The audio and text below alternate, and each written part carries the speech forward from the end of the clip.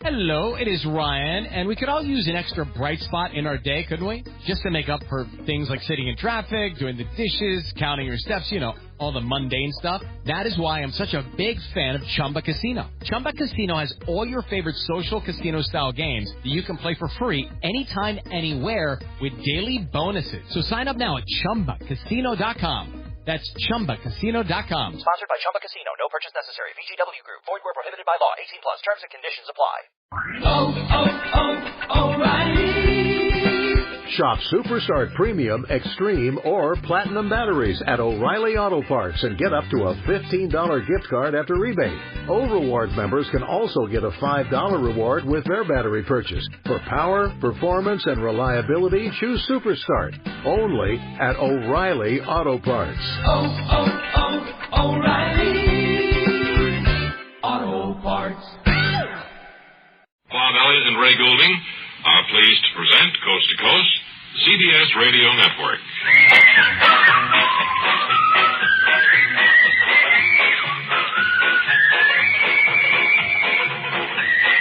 Thank you, and hello again, everybody.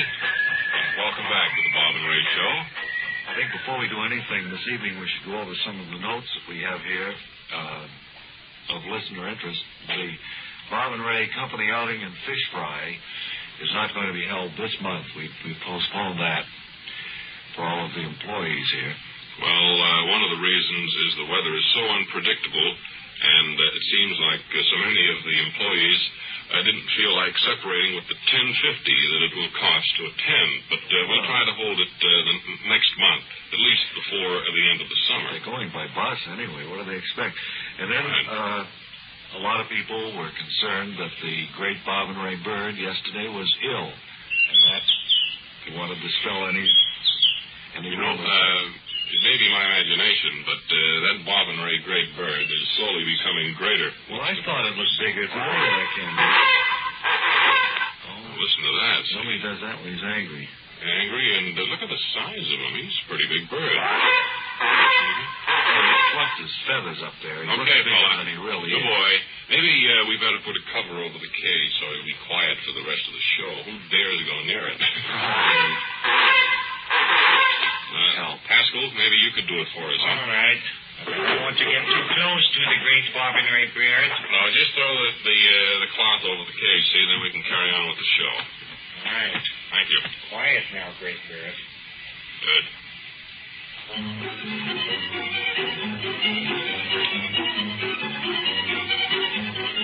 And hello, this is Harvey Swenson welcoming you to Let's Take a Tour. Today we're visiting the Croyle Kenny Road Sign Company, and with me is Mr. Warren Sarko, the foreman, who's going to explain the technical equipment as we go along. Now, what's this interesting tool here, Mr. Sarko? Well, that's a hammer. It's used to drive in nails, sir. Now, Mr. Sarko, would you care to tell us what that group of men is doing over there? You mean on the bench? Yes. They're having their lunch, Mr. Swenson. Now, the way they do that, the operation involved there is this. You see, the noontime whistle blows. Now, and that's that room over there, Mr. Sarko. Now, that's the steak room.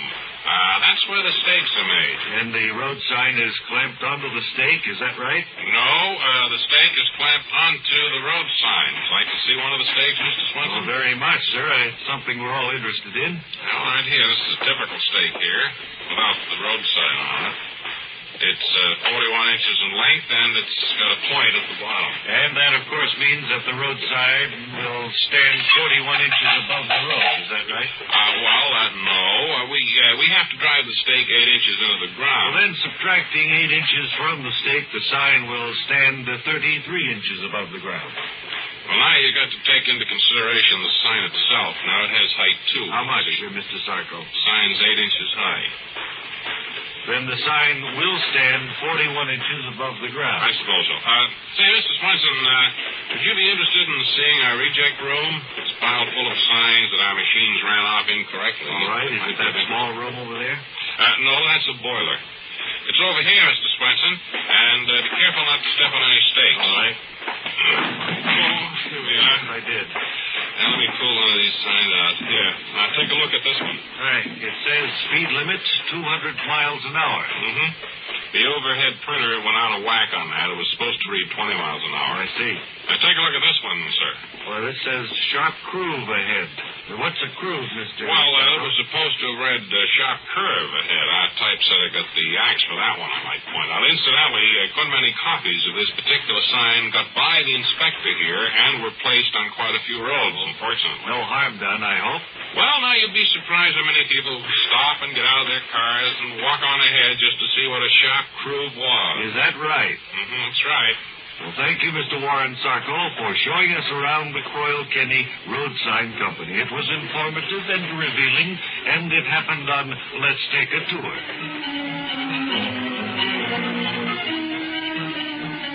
Well, speaking of taking a tour, everywhere you go, cross-the-country trip or cross-the-street party, you can carry the fun with you when you own a Columbia stereophonic high-fidelity phonograph. You know, there's a wonderful selection of 7 new portable models and smart new color combinations at your Columbia phonograph dealer to choose from. Now, each one is a masterpiece of design and beauty. More quality and more features and more styling have been built into these sturdy portables than ever before. And how much fun you'll have enjoying all the wonderful new sound of stereo records. Regular records take on new beauty, too, when played on handsome Columbia portables. And you'll be amazed at the big console sound that's reproduced by Columbia portable stereophonic high-fidelity phonographs. Will I thrill to the excitement of Stereo One by Columbia? Sure will. #1 in the wonderful world of sound. And Columbia portables are economical, too. Prices start as low as $24.95. See them and hear them today at your Columbia phonograph dealer. And now, chocolate cookies with white stuff in between them brings you another episode of Lawrence Fechtenberger, Interstellar Officer Candidate.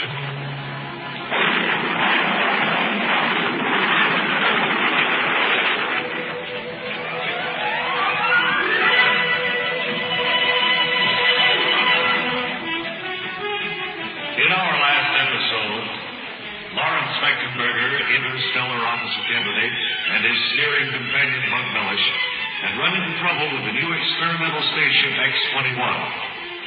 Now, having repaired the trouble, they're about to land on their first flight to the planet Polaris, as we join them here. Okay, now let's set it down real easy now. And we'll set down easy.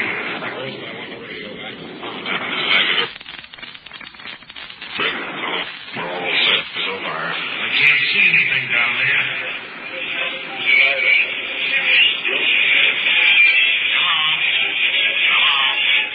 This is Fechtenberger, nearing Polaris. Come in, Commandant. Commandant, Fechtenberger calling. Commandant calling Fechtenberger from Earth. There he is back. Come in, please. Right. Okay, Commandant, you're coming through swell.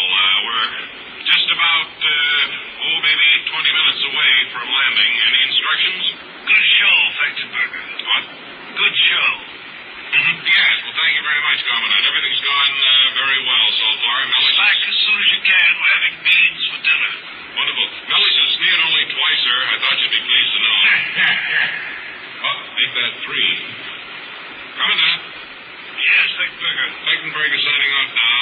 We'll call you from Polaris. Commandant, signing off. Over.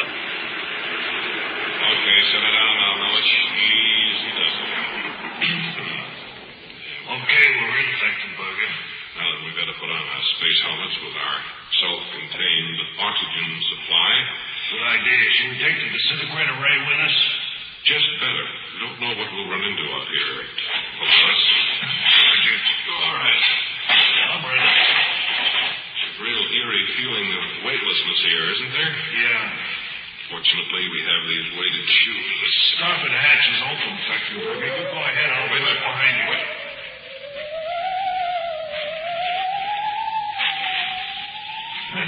I don't know whether you'd call this ground or not underneath our shoes. Looks like sand. It's fluffy, though. It falls away as you take it.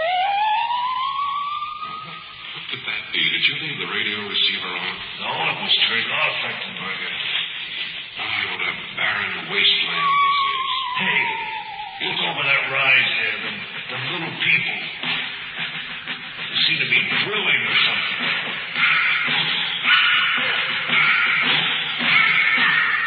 That's what they're doing. I don't know about you, Mellish, but for the first time in my life, I'm frightened. I thought you would be, Beckton. Please, there's no time for sneering. I think we're in serious trouble here. Hey, why don't we capture one of them little fellas and take him back to Earth for a souvenir? Wonderful idea. And then our scientists back at Earth could analyze them and look at them doing their eyes right. Yeah.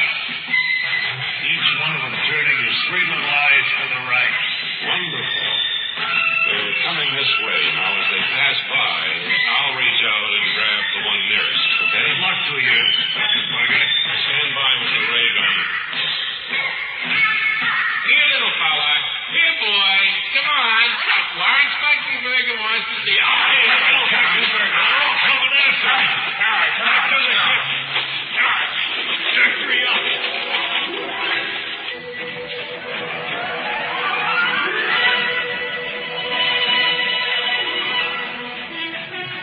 And so Lawrence Speckenberger and Mark Mellish seem to have run into unexpected trouble on the planet Polaris.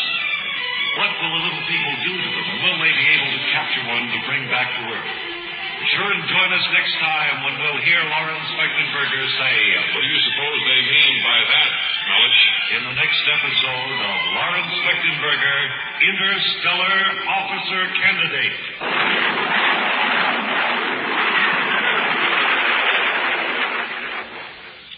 I can't wait for that episode either. Oh, I'm with you. Yeah, we have with us today a lady who answered a newspaper advertisement. She's here to tell us about it, Miss Catherine Burris. I think we just have time for you, Miss Burris. All right. Hello, Mr. Elliott. By the way, this is my first time to be behind the footlights. Well, we don't have footlights here. They're used in legitimate theaters only. Oh, is that what they're used? Mm-hmm. Well, that throws a different light on the situation. You walked right into that one, didn't you, Mr. Elliott? My, yes, you Miss did. Burris, which newspaper ad did you answer, would you tell me? An ad which read, in essence, can you sing? Do you have hidden talent? And things like that. Write us and let us know if you have any talent, and if you have, we'll help you develop your singing talent, or for that matter, any other kind of talent you may have. Well, that was it, in essence. Do you have a hidden talent, Miss Burris? Well, I sing as well as Helen Going With.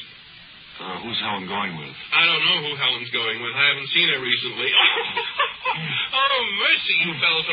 Maybe I should be an MC instead of a singer. Did you send these people a letter telling them about your singing talent, Miss Burris? Well, I thought sending just a letter would be insufficient, so I went to the Penny Arcade and made a recording of Old Johnny. How did it come out?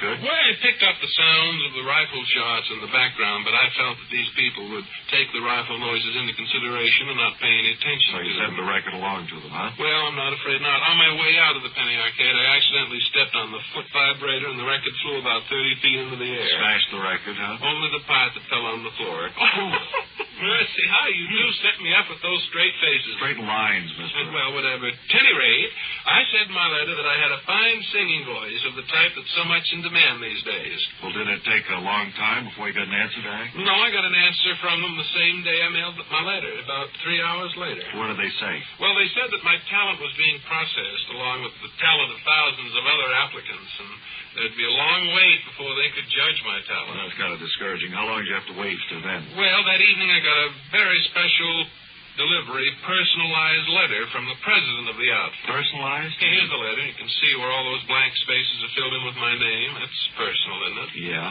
I noticed the letter goes on to say that you have a fine, I see, bass and baritone have been crossed out, leaving soprano. You have a very fine soprano voice. I certainly do. And it adds that you can have the use of their recording studio for $700 an hour. Well, are you going to take advantage of their kind offer, Miss Burris, you think? No. And do you know why not, Mr. Elliott? Why not? Well, $700 is a little too high, even for a soprano. I declare, if you don't give me one of those straight laces again, Straight lines, and thanks for coming up here, and I'm glad you decided to turn down their offer. You have a lot of talent, ma'am. Good luck to you, Miss Burris. Go back there and sit down. Careful of the great bird, though. What do you want to do with the great bird tonight, man? Where have you been putting him? In the mailroom. In the mailroom? Well, I suppose he's getting a little big for the mailroom. Maybe we could leave him here in the studio overnight. I think that would be good. We kind of live here anyway. Well, did you have a nice time, audience? All right, quiet, please. Quiet, Bird. Did you, audience? Let's answer Ray, huh? Oh, thank you. Well, I reckon that would just about do it for today. Did you have a nice time, audience? Well, don't stop applauding that way, audience. It sounds so terribly mechanical, you know. They're on a record, doesn't it? Yeah, it embarrasses us. No. Well, that's it. Until the next time Ray Goulding is ready to get work. Bob Elliott, hang by your thumb. This is the CBS Radio Network. CBS Radio Network. Hello, it is Ryan, and we could all use an extra bright spot in our day, couldn't we? Just to make up for things like sitting in traffic, doing the dishes, counting your steps, you know, all the mundane stuff. That is why I'm such a big fan of Chumba Casino. Chumba Casino has all your favorite social casino-style games that you can play for free anytime, anywhere with daily bonuses. So sign up now at ChumbaCasino.com. That's ChumbaCasino.com. Sponsored by Chumba Casino. No purchase necessary. VGW Group. Void where prohibited by law. 18+. Terms and conditions apply. The Avengers radio series, a cultural phenomenon in South Africa back in the 1970s. South Africa was a country with no national television service. It wasn't until 1976 that the country would get its first taste of television broadcasts. But before that, radio was the primary medium of entertainment and information for the masses.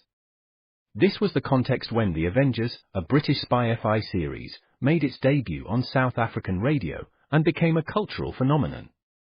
The Avengers was a British television series that originally aired from 1961 to 1969. The show revolved around the adventures of John Steed, a suave and sophisticated secret agent, and his various female associates. The series was a unique blend of traditional spy thriller elements with science fiction and fantasy, which set it apart from other shows of its time. While the series was hugely popular in the UK and had also made a significant impact in the American markets, being one of the rare British series given a network transmission slot, it was virtually unknown in South Africa. This was primarily due to the lack of a national television service in the country until 1976. However, as a film series, The Avengers was able to gain some exposure in South Africa through film rentals. But it was the launch of the radio series that truly brought The Avengers to the masses in South Africa.